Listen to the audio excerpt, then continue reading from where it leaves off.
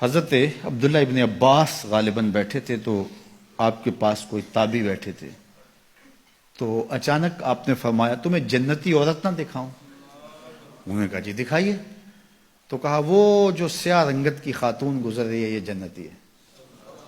تو انہوں نے کہا وہ کیسے؟ کہا ایک دن یہ حضور کے پاس آئی اور آقا کریم سے کہنے لگی حضور میرے لیے دعا کر دیجیے، مجھے مرگی کے دورے پڑتے ہیں تو میں گر پڑتی ہوں، تو آپ میرے لیے دعا کر دیجئے میں اس بیماری سے بچ جاؤں.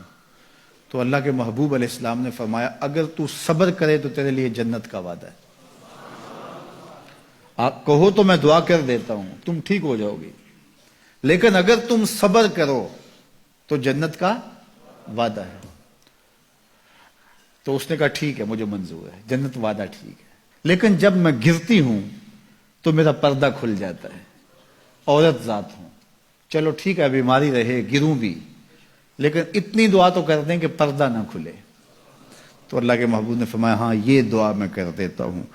کہا کہ مرگی کے دورے سے اب بھی پڑھتے ہیں، اب بھی گر جاتی ہے، لیکن اللہ اس کے پردے کی حفاظت کرتا ہے. اللہ اکبر. تو پردہ کتنی اہم چیز ہے، اور ہمارا دین ہمیں اس کی تلقین کرتا ہے کہ تمہارا حیا نہیں لٹنا چاہیے، تمہارے پردے کی حفاظت رہنی چاہیے. حیا دین ہے، اور حیا کے ساتھ اسلام کا تعلق کتنا گہرا ہے کہ یہ دونوں جڑی ہوئی چیزیں ہیں. ایک رخصت شے ہوتی ہے تو دوسری بھی رخصت ہوتی ہے. مجھے بھی آپ کو بھی عملی کوشش بھی کرنی چاہیے کہ یہ جو ذرائع ہیں حیا باختگی کے، ان سے اپنے آپ کو اور اپنی نسل کو بھی بچایا جائے، اپنی معاشرت کو بھی بچایا جائے. اور دوسری بات کہ ایمان کی تکمیل تو حیا سے ہی ہے. یہ باڑ ہے ایمان کے لیے، اگر یہ باڑ اتر گئی تو ایمان پر حملہ ہو جائے گا. تو ہم مغرب کی نقالی میں اس کو ترقی نہ سمجھیں. اگر حیا باختگی لباس مختصر بلکہ اتار دیا جانا یہ ترقی اور کامیابی ہوتی تو پھر تو کعبہ اللہ کا ننگے طواف لوگ کیا کرتے تھے، وہ ترقی یافتہ ہوتے.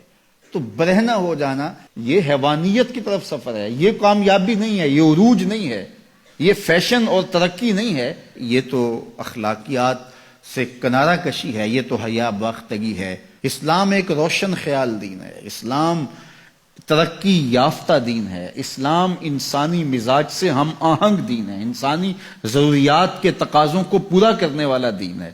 انسانیت سے، ہمارے مزاج سے، ہماری فطرت سے ہٹ کر کوئی دین نہیں ہے. تو نفس کی تسکین اور ہے، روح کی تسکین اور ہے. تو جوانی کے دور کے اندر نوجوان کی زندگی کے کچھ ترجیحات ہوتی ہیں، لیکن بعد کے اندر وہ خود سمجھ رہا ہوتا ہے کہ میں یہ غلط ہوں.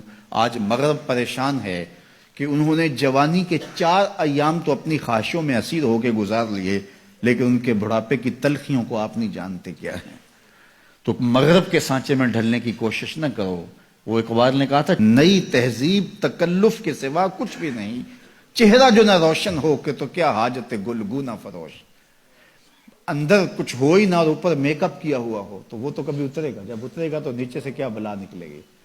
تو یہ مغرب کی تہذیب ایک میک اپ ہے، جب اترتا ہے تو نیچے سے بلائیں برآمد ہوتی ہیں. اور وہ بڑھاپے میں جا کے ان کی حالت دیکھو کہ وہ کتنی تلخ عجیب اور پریشان کن زندگی گزار رہے ہیں. لیکن مومن کی زندگی میں بظاہر تلخیاں بھی ہوں لیکن اس کا چہرہ روشن ہی آپ کو دکھائی دے گا اگر وہ اسلام کے دیے ہوئے اصولوں کے مطابق چلتا ہے. تو مشرق کو کبھی بھی مغرب کی نقالی نہیں کرنی چاہیے. مغرب تو اس مصیبت سے جان چھڑانا چاہتا ہے، لیکن ان کی معاشرت اس طرز کی بن گئی ہے کہ جان چھوٹنے نہیں پا رہی، اور جہاں سے وہ نکلنا چاہتا ہے وہاں سے ہم داخل کیوں ہونا چاہتے ہیں.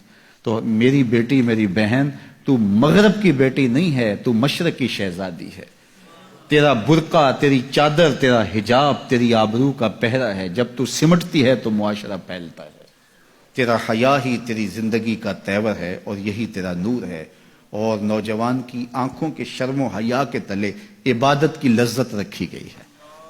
اگر آپ چاہیں کہ عبادات میں لذت نصیب ہو، سجدے میں قرار نصیب ہو، اپنی نگاہوں کی حفاظت کر کے دیکھو. سجدے میں سرور آنا شروع ہو جائے گا، نمازوں میں لذت آنی شروع ہو جائے گی. تو اللہ ہمیں حیا کے جوہر سے مالا مال فرمائے.